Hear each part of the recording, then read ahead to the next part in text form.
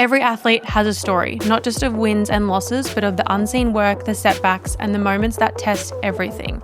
In this series, we sit down with athletes to get to know the person behind the performance and uncover what it really takes to chase greatness. This is the Athlete Series. Hello, guys, and welcome back to the podcast. I'm jumping in before we get into our amazing episode with Annabelle, just to let you know that our Wellness in Motion Day has gone live. So we are running an event on the Gold Coast on Sunday, the 19th of April. And basically, I saw a TikTok or a reel where it was getting a group of girls together, getting on a party bus, but in a wellness way. So we're stopping at the beach, going for a walk, getting coffee, really connecting with each other. We're going to go to Pilates. We've got breakfast, which will be acai bowls, and like the best Pilates class you'll probably ever do. From there, we're heading into a wellness center where we're going to sauna, ice bath, meditation, and just really drop into a nice Zen state and get to know yourself a little bit better, but also the community that is with us. And then we're finishing at Fishbowl for lunch. So it's going to be like a spend the morning with us, really intimate session with Lily and myself. And there is only 10 spots available. So jump on if you missed out on our retreat and you saw all that content and you thought, I really should have jumped on that. Jump on this one because it probably will be our last in-person event before this baby comes and joins us. But we are so excited and bring that party vibe into the wellness world. So I'll leave the link in the show notes below if you want to jump in. We'll see you there. Annabelle, welcome back to the show. It's been a while. A show? This is so formal. Okay. The third time lucky. I know. I feel like you do it every 2 years or so. It's Yeah. just like a whole life update every time I come in. Literally, there's been a lot on. I was going to say, I feel like every single time so much has changed since as well. Yeah. Crazy. The last time we recorded was June 2024. I was convinced it was like last year. So I was like, oh, swear like we just interviewed her. No, time flies when you're having fun. Well, it feels like last year it was 2024. And then even like this year, it doesn't feel like, it's actually 2026. Really? No, yeah, I haven't clicked Year and on a that half it's ago. 2026 yet. Yeah. I know. No. Yeah, like 18 months ago. Yeah. Crazy. Episode 92 and now we're flying through. But a question this year that we're asking all of our guests is what is one mindset shift that would have changed everything if you'd learnt it earlier? I think that more is not more and just being a lot smarter with how you train. Obviously, when I got into the functional fitness space, I kind of just was so excited and loved training. And so I was like, just said yes to however many sessions a day. And now I'm learning that rest is a lot more important. If you have one quality session, it's better than two shitty ones. I feel like you put that on your story today as well. Yeah, And that's it's, why like, it's all perfect- fresh in my mind because I literally just answered these questions. I haven't seen it yet. Perfect timing. I was like going through them. I was like, great point. I'll screenshot that one. I'll keep that one for today's interview. You do a lot of training, different styles, which is like the most important thing we want to touch on today, from like HYROX, marathon training, I think like triathlons, like turf games, like Soon to literally be anything you can Ironman. think about, Annabelle has done. How do you go about balancing it all? Again, I think it's quality over quantity, but then also learning how to structure your week and then also building up slowly. Like I started with a functional fitness base where I did conditioning and strength training and that sort of thing. And then I decided to incorporate running. And when I decided to train for my first marathon, I kind of put that all on pause. Like, yeah, I still did strength training, but you kind of have to have a focus on one and be like, okay, the other one's just going to kind of sit there and be paused whilst I focus on this.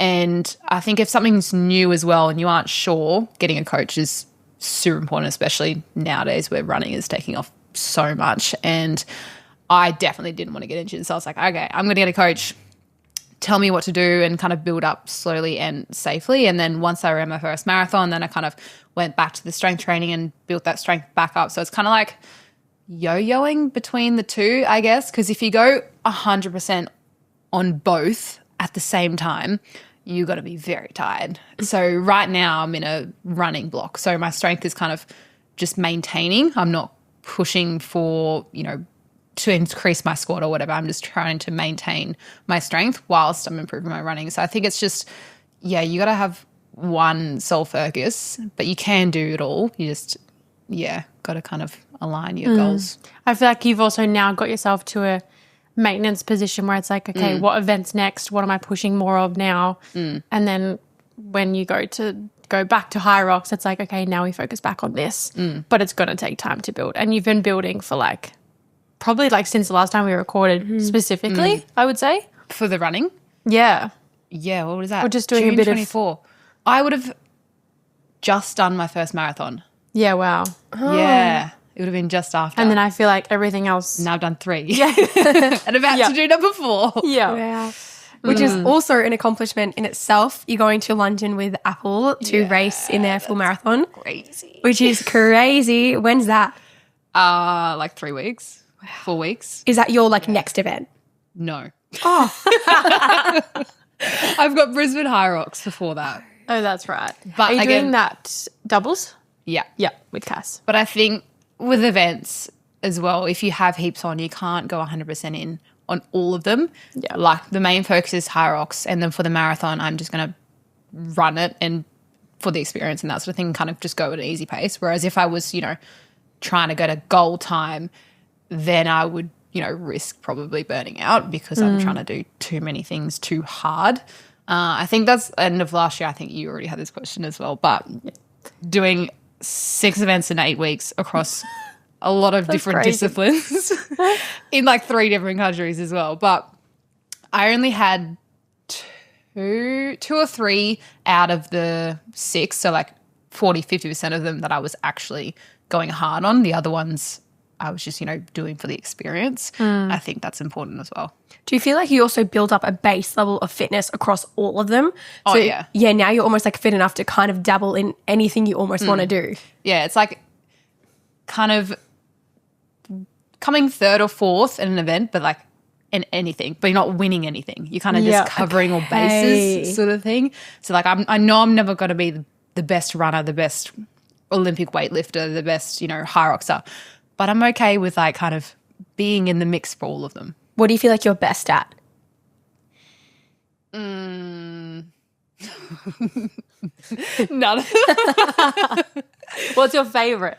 My favorite is like weights. Yeah. I think if I did solely weights, like I could get pretty strong, but I just don't like doing one thing. I was going to say, do you have an event where you just do weights besides like an event in Turf Games? No. Really, yeah. But again, like because I did sport growing up, I like the competitiveness of it. So I would never want to just do weightlifting. What's your highlight event you've done so far? Just like I think it will be London when I do it. Yeah. But I think there's different ones for different reasons. Like my first marathon, when I did that with my mum, that was really special because I got that experience with her. Same with when I did New Caledonia half with her. Or even Queenstown Marathon when I did that with my dad, and like just those experiences. I don't know. They're all fun. Probably Queenstown Marathon, just because there was zero pressure.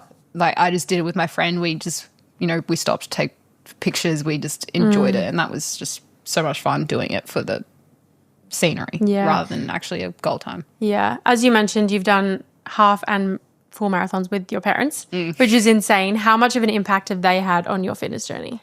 I don't think I would be running if they didn't run. Yeah. 100%. Like growing up, they were always so active. And I think because of that, it made exercise a normal part of everyday life. I think a lot of people whose parents aren't active, it's something they learn later on in life that exercise should be part of your everyday.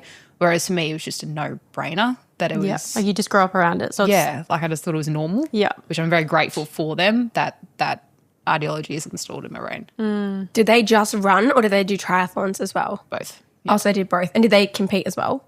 Yeah, mum still represents her age group for Australia in triathlons. That is crazy. Yeah, she loves it. She's got a tri coach and everything. And dad, he's actually going to do a full Ironman start of next year. And he's done lots of halves and stuff as well. so cool. How old is he if you doesn't mind me asking? Oh, this Out is there? a good question. You can say above 55? Okay, yeah, maybe. cool. Wow. 56? Yeah, somewhere around there. That's crazy because I feel like a lot of people listening, they're like, oh, I'm too late to start training for something or I'm too late to do X, Y, Z. And it's like, no. You have so many years ahead of you to do whatever you want and you're never too old to start something. Oh, literally. When you're older, I think they say that your cardiovascular fitness actually peaks when you're 30. Yeah, I and have heard it's that. like your anaerobic system that's like sprinters and stuff when it's early 20s. Maybe that's when I'll enter my running. I was about to say, wow, I'm going to be good to go. And you're a pretty good runner as it is. So Yeah. post Interesting. bodybuilding, who knows? I'm on. She's a runner. Yeah, she's running a tractor. Obviously, with all of this, there's so much training. But of course, rest and recovery is super important. How do you go about avoiding burnout? I think from what I dealt with last year as well with the stress and that sort of thing, I've learned I'm very in tune with my body now and I can tell when I need rest.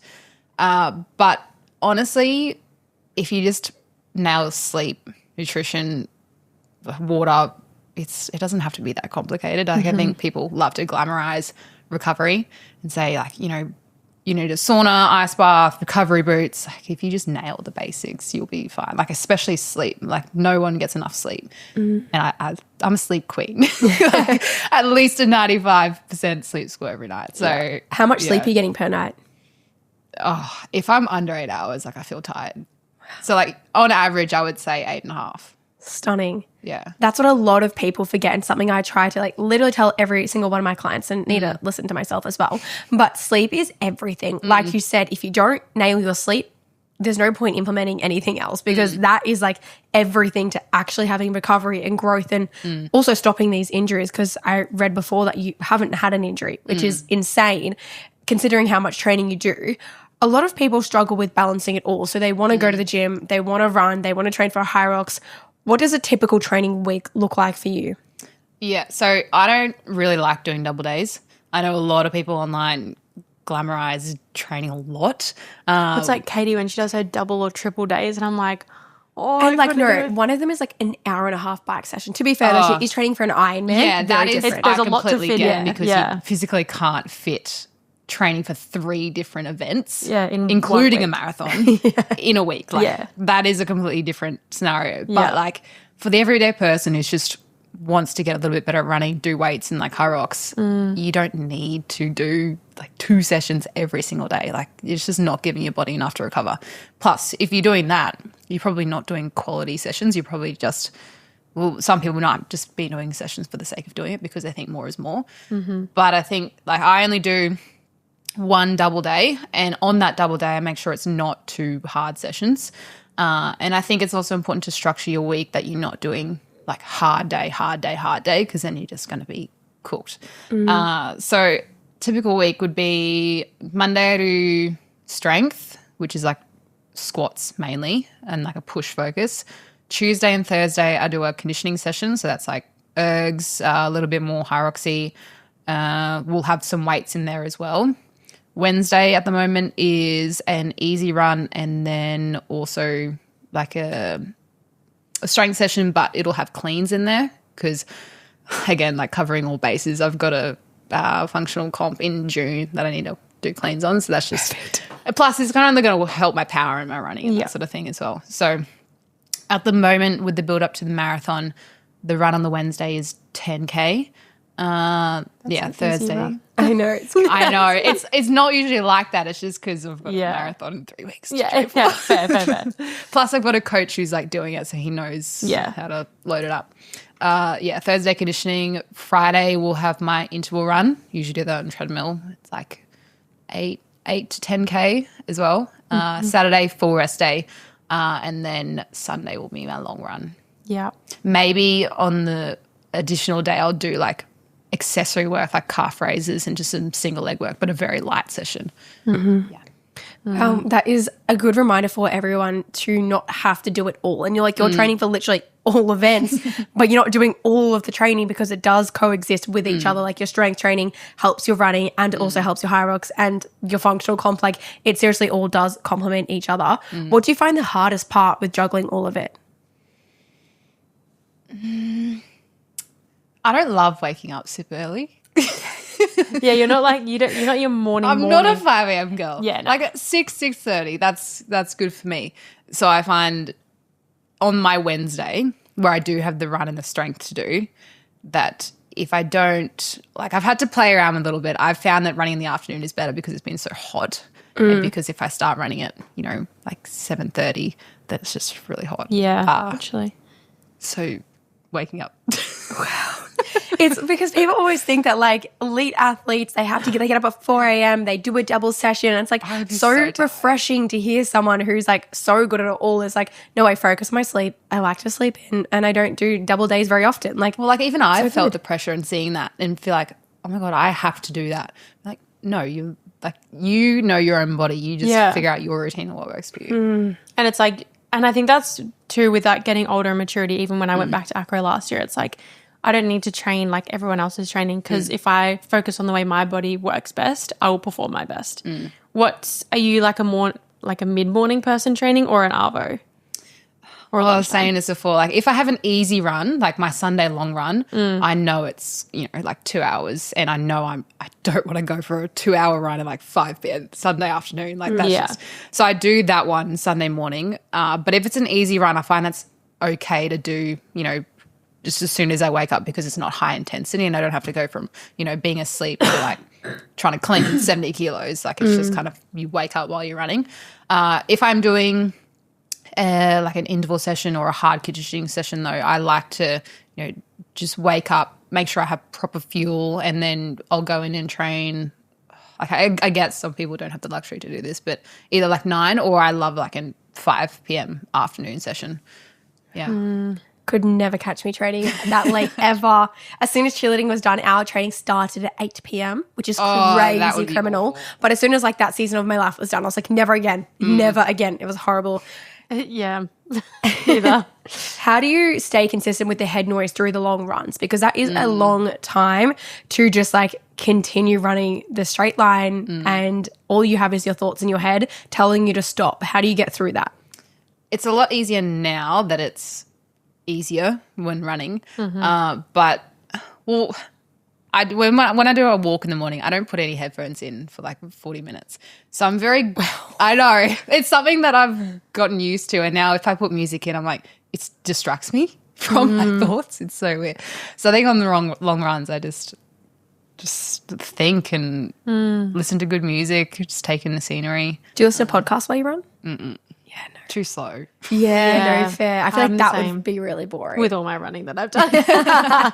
Me with like 3K, not 15 minutes to like 30 minutes. Yeah. If it is like a super long run, I do get bored though. But I feel like I go in waves. Like sometimes if I am really present in the run, then it feels really long because like I'm taking in every meter. But if I switch off, then it kind of just like goes faster. And I also think too, like, it's hard to probably go back to at the beginning of your running journey when maybe every run was hard because now you've just built that discipline within running to be like, I get out there and I get it done. And it is so hard to think back to like what maybe worked or got you through back then because now you've built that habit of just being like, this is fucking hard, but I'm finishing the run. I think when I was training for my first marathon, because I had a date of the marathon and say, I had a coach, and one, it's really good to have a coach because it keeps you accountable because like if you don't do the session, they're going to be like, what happened? Like you're kind of letting that person down. But also it's structured in a way that if you somehow miss that long run, you're going to be less prepared for the marathon. So it's like, yes, it's going to hurt in the moment and be not fun, but if you don't do that, then race day is not going to be fun. So it's like choose your heart, essentially. Yeah. We love that saying over here. In terms of a bit of discipline and I guess also managing all the training that you're doing but with work because full-time online with social media and then also a social life of some sort, how do you make them all coexist? I think it's easy because a lot of my friends are also active and I don't love training alone. Like apart from my runs, like interval runs, I just get that done. But even like a Sunday run, like I'll meet up with friends for a portion of my run if I do a long run, or even like group classes, conditioning classes, like I'll meet up with friends and do that and then get coffee afterwards or that sort of thing. Or like I love my walks, meet up with them. So I think it's just all common interests. Yeah. And I feel like you've balanced really well your social life. Like you're never not going out and seeing your friends or going out to a birthday or dinner or drinks or whatever. I feel like you balance them really, really well. Yeah. Do you ever feel like you you know, if you're out and about, I know, again, it comes down to our environment where it's like if we're not drinking, no one's ever like, why aren't you drinking? Because they get it. But how do you manage that? Like if I have heaps of events on, I'm obviously not going to drink as much because that's just going to hinder recovery. But I love to get drunk. I was going to say, if you know Annabelle, she drink. can send it and send it well. She can Like send it well. after Brisbane HYROX, because that was the 8th event, I was ready to go. I remember absolute seeing you. ham. I remember seeing you before that and you're like, I'm so excited to get wasted. I was so excited. Yeah. Oh, I was going to say, I just remember like your birthday and I was just trying to keep up with you and I died because I was like, I cannot keep up with this girl because She's she a can great drink drinker. and she can hold it well. Yeah. Well, I went to college and like that was a culture. Yeah. Like I've done that part, but also like one night in 6 months, like have fun. It's not going to like Literally. nothing's that deep that you can't have fun. Let your hair down. Yeah. You traveled a lot at the end of last year doing back-to-back events in different countries. I know that you touched on it a bit earlier, saying you didn't necessarily peak at every single event that you did, but how did you go managing that and your training? So in terms of you going to somewhere else to try and peak for that event, but then you're going to make sure you're still keeping up your training, or did you completely deload through that time and just focus on your events? Yeah, it was tricky to manage, and I was really glad to get out of that because then I could actually train hard again. I feel like the lead up to that, I was able to train hard, but then whilst you're in it, yeah, like you said, you're kind of constantly in a bit of a deload. So even like between, when was it? Like I did the marathon and then had to go to Dubai to do the turf games. In that week, I think I only did maybe two 5K runs and maybe one other session, but again, not at full capacity. So yeah, I mean, I would not recommend doing that. Like that was way too many events. I swear every day on Instagram I was like, oh, another event. I know. What country is she I think now? you messaged me, you're like, what are you doing? I think because through that time I was really busy traveling and then I saw your stories and I was like, jokes, not at all. Like mine's just like a little easy cruisy thing. Yours was insane. I think it's because I didn't take it too seriously. Like I just like doing events and they were all with people as well, which made it more fun. And yeah, Absolutely. So what's your tips when traveling and you have an event? So a lot of people travel for HYROX or marathons. What are some tips for people to make sure that they are still in really good shape leading into that? I definitely leave a few days beforehand to get, accustomed to the time zone or whatever and get yourself set up. If you have like a big one, the app called Time Shifter, like it's so good. I used that on the way to Europe. Yeah. I haven't heard of it. Really? Yeah. You just put in your flights and then it like tells you when to sleep, when to take melatonin or When to have whatever. caffeine. Yeah. Wow. And then it helps you just go straight into the next time zone. I nailed it on the way to Europe. Really? And like just we got in the afternoon, stayed up all over and then slept the most amazing sleep that first night in the time zone straight away. Interesting. That's so good. It was Especially elite and it's never happened before, especially Europe. And I was like, and before comp too, so I was like, oh, well, I've nailed that. See, I find I never get jet lag going somewhere. It's always coming coming home. back. Yeah. Because I feel like you don't care. You're like, oh, it's fine. And I have adrenaline and I'm probably not tired yet, but then post like a huge holiday, you like tend to be tired coming home or like the adrenaline wears off. like us coming home from Europe, ruined. yeah. You probably had a massive trip though. Yeah. It's like a month. Yeah. It was crazy Yeah. busy. Yeah. yeah. Do you, how about in terms of like your nutrition over there and bringing things? Do you bring much with you in terms of like supplements or is it kind of like just go grocery shopping when you're there? Yeah. I only bring electrolytes if I'm going to, a run or something. But I think on the plane, like hydration, just in general, even on the trip as well, just keeping the water up as well, especially if you're a lot busier than normal, you could forget to drink water. Same with food. Like if you're busy, you kind of forget to eat sometimes. So I'm very, like, I make sure I eat. Like I never skip meals because I know, that's going to hinder the performance. And also I know, like you're probably the same, Lily, like you, because you've been tracking for a number of years, you kind of know, okay, that's carbs. Like you can kind of make your own food and you kind of know what your body needs and you can And how your make body foods. responds. Yeah. With all the training, what does recovery look like for you? Yep. So again, like sleep. First one, tick. Sleeping 8 hours every night. A lot of food. Yeah, honestly, just water, and then I get my remedial massage every Monday afternoon as well. So it's probably like really I need to be better with stretching. I'm not very good. We all. Who is good at stretching? Yeah. I tell you what, pregnancy makes you good at stretching because you're like, I need to open up everywhere. So it makes you do it. Interesting. But until then, Well, I just tell Zen, my remedial massage, that he's my stretcher. Yeah, literally. He just does it for me. They just stretch my muscle for me. Yep. what about like saunas, ice baths? Yeah, I hate an ice bath. Yeah, you You're do. a catch me. That's you're You love a forcing me sauna though. to- Like once a week, but I like at the moment in summer I sweat so much. Yeah. So I haven't really been saunering because like I've already sweated so much. Yeah. And then it's like you're losing so much hydration. Yeah. As well. Like on a rest day, maybe. Yeah. But yeah, if I've already sweat a lot that day, then I typically won't do another one. Do you have any daily non-negotiables just in terms of your training, your nutrition, or like your general like wellness habits throughout the day? As soon as I wake up, I go have a whole bottle of water with like my gut powder, creatine, beta-alanine, and then some electrolytes as well. And I also, Beta-alanine in it in the morning. Does it make you tingly? not anymore. Okay, wow, you're immune to it. I was going to say, I would only have that before training. That's crazy. Yeah. And then I have a little bit of food, and then I'll go get a coffee. So make sure I water and food before I have my coffee. Again, like sunshine, I find getting some form of movement, like steps, or it just helps me wake up and kind of start to think about what I need to do that day. I'll already have my sessions throughout the week planned. Like I do that on Sunday and kind of schedule them in my week, so I know exactly when I'm doing it and kind of where I'm doing it as well. Like I used to be a lot more strict on steps, but if I'm doing a longer run that day, I will make sure my walk isn't that long in the morning. It'll just be, enough to drink my coffee and then go home. Yeah, especially with the marathon training, I'm not too fussed about steps anymore because say if you get 5,000 steps on one day, on my Sunday when I'm running 20K, I'm going to get 20,000 steps. So it's going to like balance each other out sort of thing. Yeah.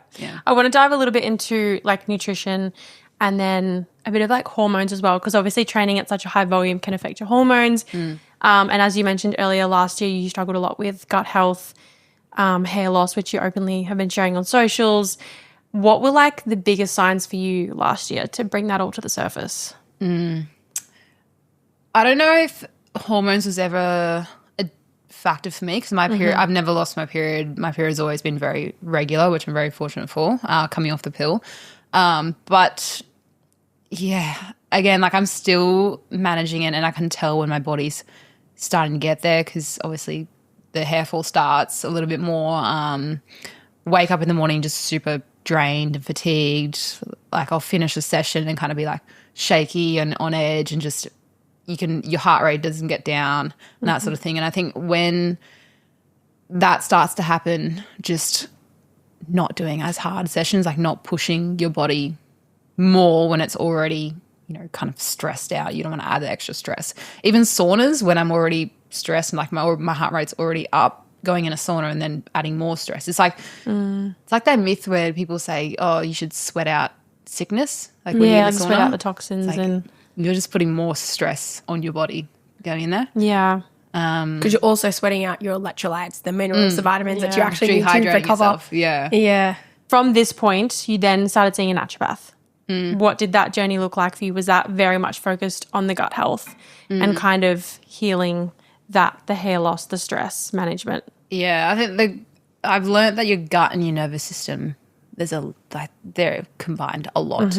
And I think the gut was a lot of the underlying issues, like with my skin, fatigue, because obviously when your gut's playing up, you're not absorbing nutrients properly, and then your bodies can't use that for energy. And then obviously when we did the gut microbiome test, it came back and it was like, oh, that's really bad. In what way was it bad? Was it like you had an overgrowth or something, or like under? What were kind of the symptoms? Bacterias? Yeah, it was like an overgrowth of 4 strains of bad bacteria, like very little good bacteria. I think there was like a candida, a parasite. Yeah, she was like, this is worse on We've us got in some every year. clearing to do. Wow. Yeah. So did you just take supplements to help you fix it? Yeah, so like over a 3-month course, she gave me like tablets to help kill off the bad bacteria, and then 2 weeks of reintroducing good bacteria, and then just going back and forth. And then obviously taking a powder to help soothe my gut, my stomach lining. Yeah, it's a lot better than it was. Like I still have days where it kind of flares up. And then taking a herbal tonic to help my nervous system as well. That really helped. Yeah. What did you found when you were like, I guess, like highly stressed? Did you know you were stressed at that time, or is it now that you're relaxed, I guess more relaxed, you can tell that you're like, holy shit, like how was I running at that high level? I felt that something wasn't right. I did so many blood tests and just nothing was coming up because I was testing, it's like, oh, maybe it's my hormones after like coming off the pill, and that my body's just freaking out because of that. And I just could not get it. Like I just couldn't get up in the morning. Like I just felt so fatigued. And like I've had a history of low iron, but I had an infusion and it was still bad. And I just like, what is wrong with me? It's so frustrating. Was there any other things that you implemented to kind of help regulate your nervous system and your gut? I know that you said before you had all your powders and food before drinking coffee. Was that something that you've implemented or have always done that? No, it's definitely something I've started being more disciplined at. And then I removed oats. Again, I don't know if it helped a lot, but my naturopath suggested it because I was traveling, and when I was traveling, my gut kind of calmed down. So I was like, maybe it's something that I'm eating every single day. That is bizarre. Like, who's got calms down when they travel? Literally. Like, what? I know, it was so bizarre. It's like, what could I be eating? And then I tried that, and that's kind of helped. So it's kind of been like bit by bit that's kind of been layering on and helping as I go. And then just removing external stresses as well. Yeah. Helps a lot. Yeah. And that too is like environment, spaces, people, like foods. And it's like a journey like that when you're going on like gut health, acne, whatever it is. It's like it is constantly evolving because it's not like, oh, I'm going to do one blood test and I get every single answer. Yeah, which is so frustrating. So frustrating. Yeah. But you just kind of, I mean, we've both been through it. It's like you want to get to the bottom of it naturally so we don't deal with this again. And then it gets addictive because you realize like how good you start to feel, and then you're like, oh, I was feeling really low back then, but you kind of, when it happens for so long, like even now through pregnancy, you kind of just normalize feeling like shit. Whereas I'm like, oh, okay, we should start putting things in places, and now I'm third trimester. We need to even ramp the things up. inflammation throughout my whole body, like with your gut. Like you don't even realize it at the time, but like looking back at photos and stuff, my face was so inflamed I didn't even realize. Yeah. I feel like that is the biggest like tell sign is like when your face is like a lot more puffy, but you don't realize till you don't have a puffy face and you're like, holy shit, it looks like the moon. Like, it's crazy. Do you feel like it's helped your performance as well now? Yeah. I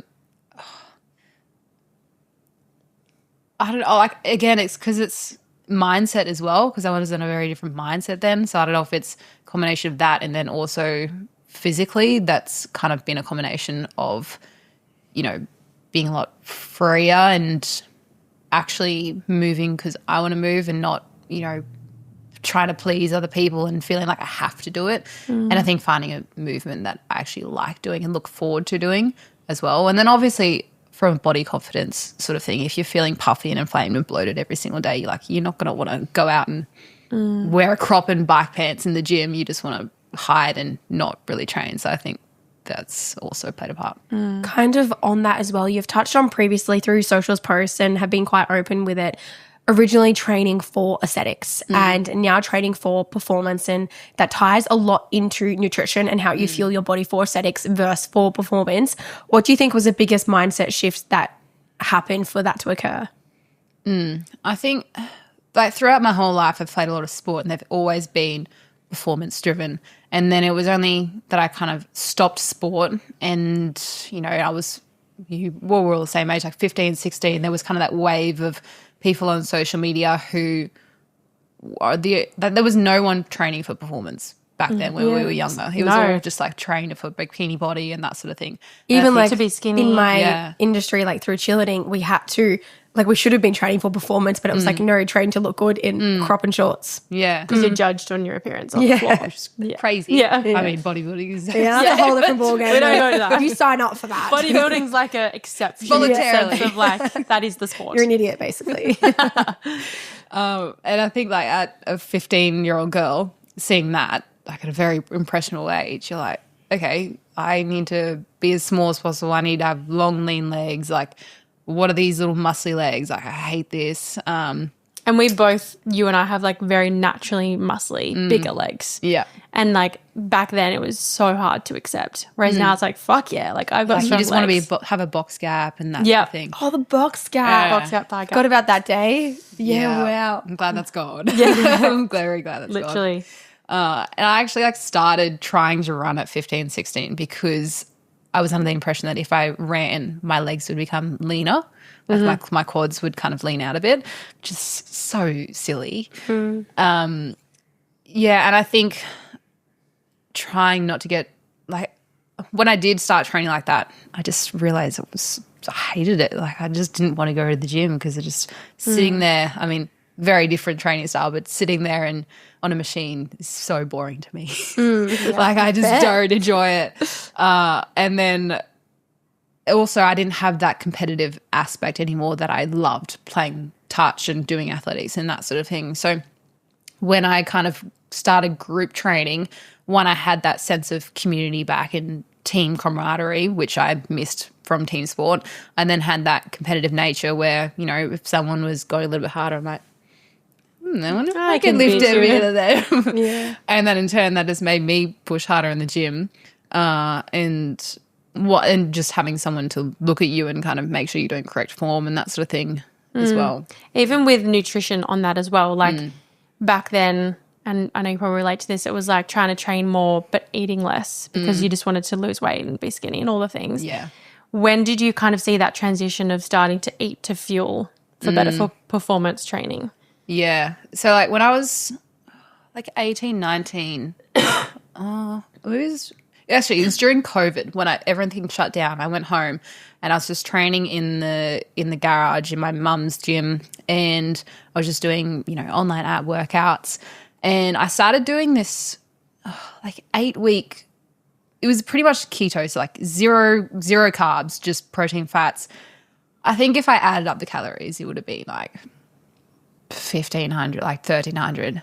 Anyway, I got like really small, but I feel like back then you trained to kind of burn off what you ate. You're like, oh, I ate this chocolate. Oh, so I should do, you know, an extra 20 minutes just to burn that off. Yep. Just crazy, but it's just the mindset that we've all probably gone through. It's kind of like, you know, it's scary to start eating more. And when I went through it, I was like, so you're telling me I need to eat more and train less? And my body responded insanely well to that in the early stages. When did you kind of have that moment of like, I'm not, you know, performing at my best. How can I? Yeah, well, I think after that it kind of coincided when I started doing group training more and kind of really enjoyed that. And then then I went into the trap of MyFitnessPal and became obsessed with calories and tracking and didn't want to eat out because I couldn't track it. And just, again, I didn't know how many calories I kind of needed. I just let MyFitnessPal kind of use its calculator and kind of recommend And it for me. he's so wrong. Yeah. So wrong. I see some people come to me and they're like, oh, MyFitnessPal has helped me. And I'm like, oh my gosh. Like their protein and fats and carbs is so like distorted. And I'm like, no. No wonder you're not seeing results. Yeah, literally.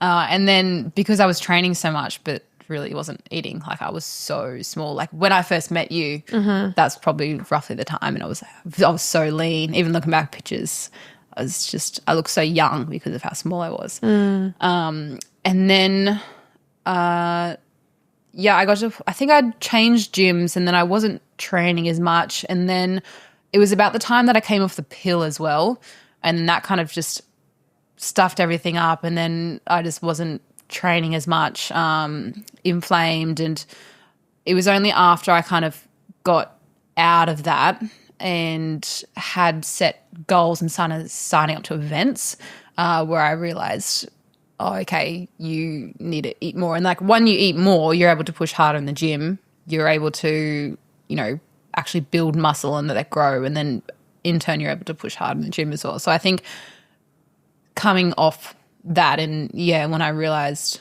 that I actually had performance goals, whether that was a time in a marathon or a HYROX and that sort of thing, I realized I was just literally doing myself a disservice by not fueling for it.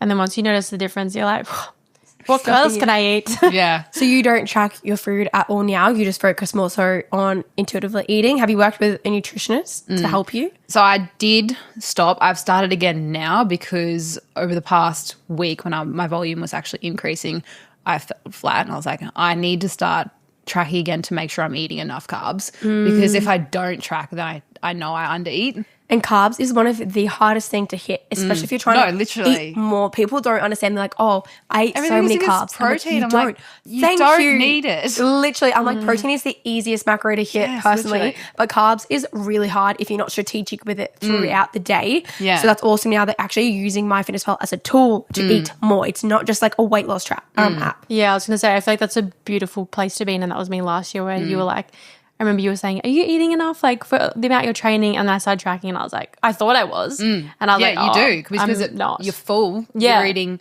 3 meals a day with a snack, but then you put in, you're like, actually. You're like, that's a lot of vegetables and salad, actually. Yeah, literally. Like, I need some more It's just substance. volume. It's not. Yeah. And like with protein as well, people are like, oh, do you have protein powder? I'm like, no, because I eat enough of it. And I actually had my kidney, like urea levels tested in my kidney and they were high.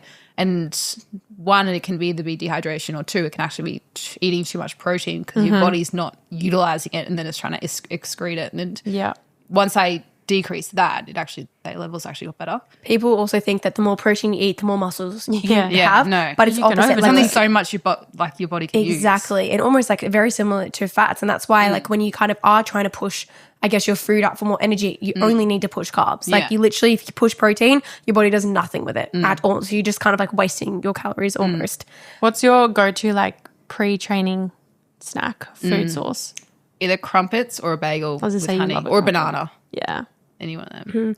How do you navigate running and eating food? Because a lot of people get stitches while they run. Do you eat much before or is it more during? Yeah, before I'll either do like a minimum 30 minutes. If I'm doing a longer run and I need a bigger amount of food, then I'll do like, hour and a half, an hour. If I'm going for a shorter run or conditioning session on that sort of thing, I just do 30 minutes, just make it a bit smaller. And then depending on the run, I'll have a gel every 30 to 40 minutes.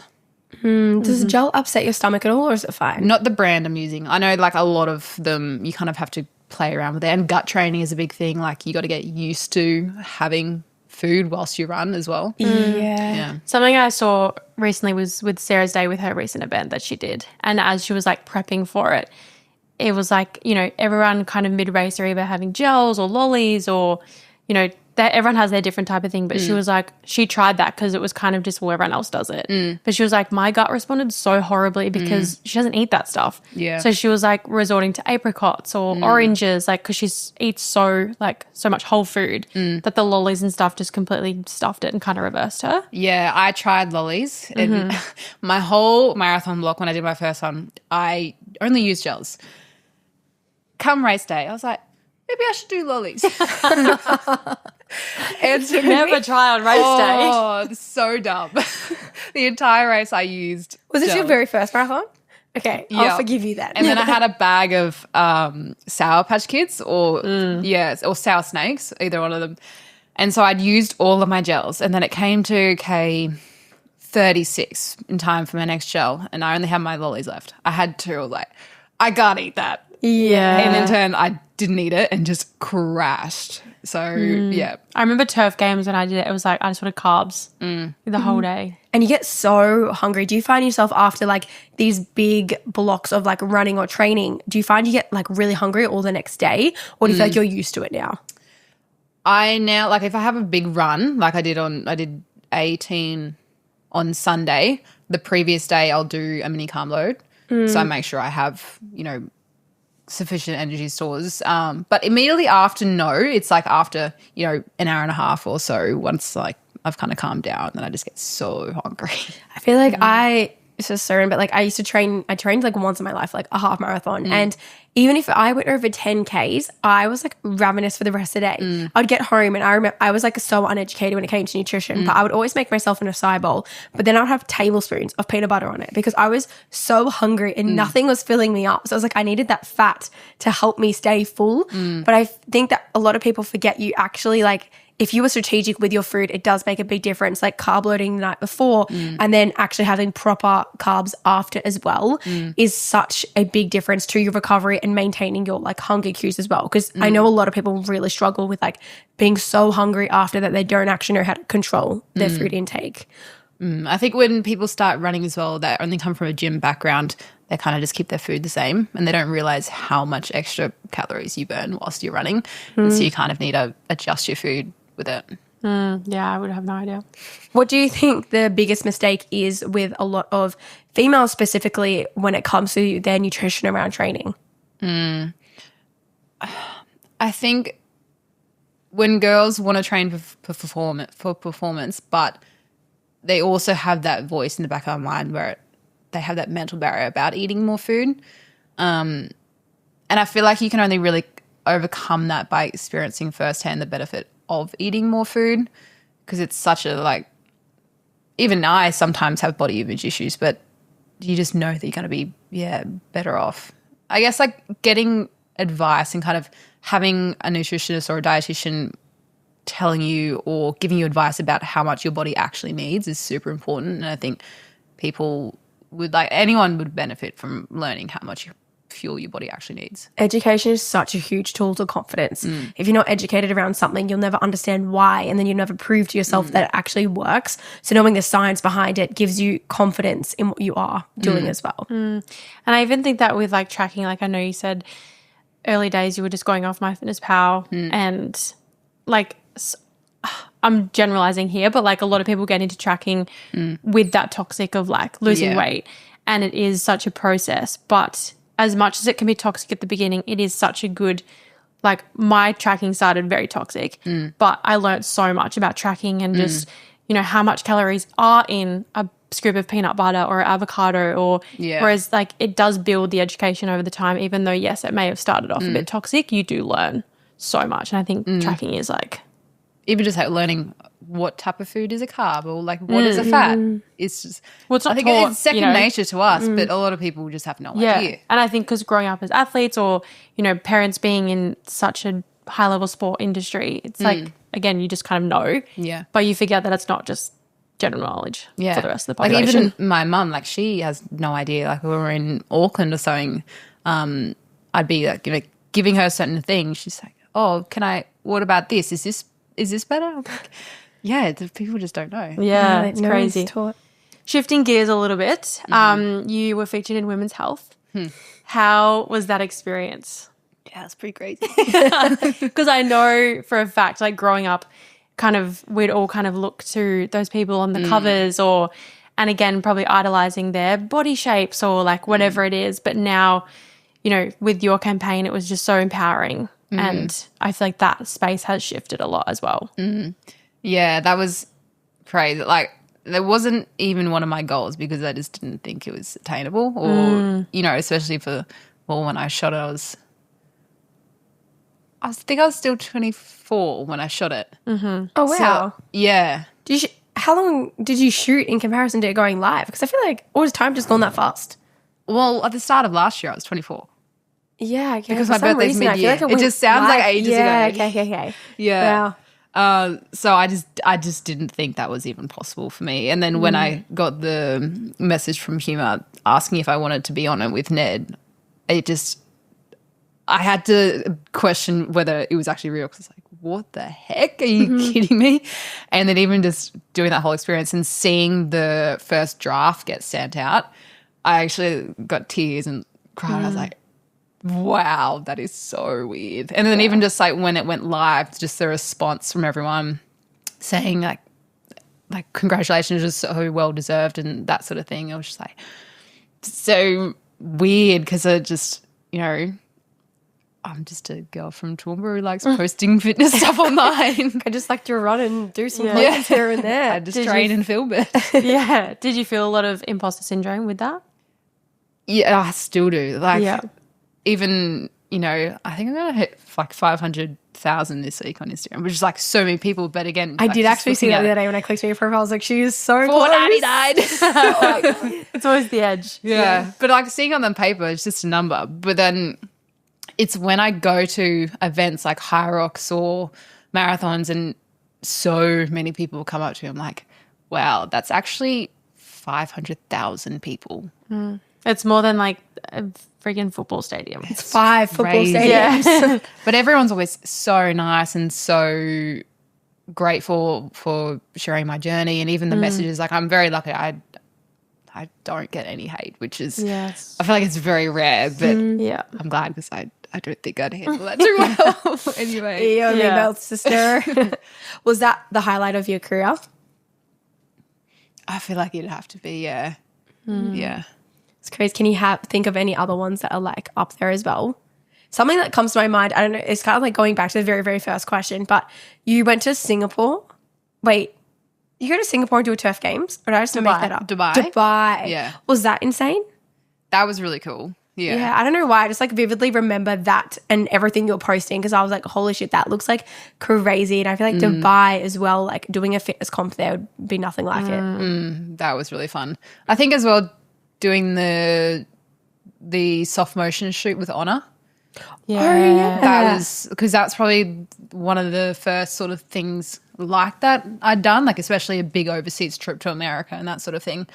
So that was pretty cool, spending I think 3 days out on a ranch with like no service with Chrissy and as well like Chrissy's one of the girls that I've like Chrissy, Rach, even Cass, Kaylee Zenas, like they were the girls that I was following. And so having to met all of them now is crazy. And like you're training with Cass, you work with Rach. Yeah. You worked with Chrissy. Like, So yeah. Yeah, it's not even like you just met them in a meet and greet. It was like, oh, they asked to work with you. Yeah. And they're all amazing as well. Like meeting them online, in person, it's exactly what they were like online. That's always so Yeah. nice. Literally. Well, thank you so much for sharing all of that and your story. And you've come so far in the last like year and a half, which is insane. So I can't wait for another year and a half to see what you've been up to in the What you've been meantime. doing. I don't know what you would have gotten up Every to 18th by month catch up. literally, it might be some other event that you have started. But do you have any other races in the works this year? Yes. What is that?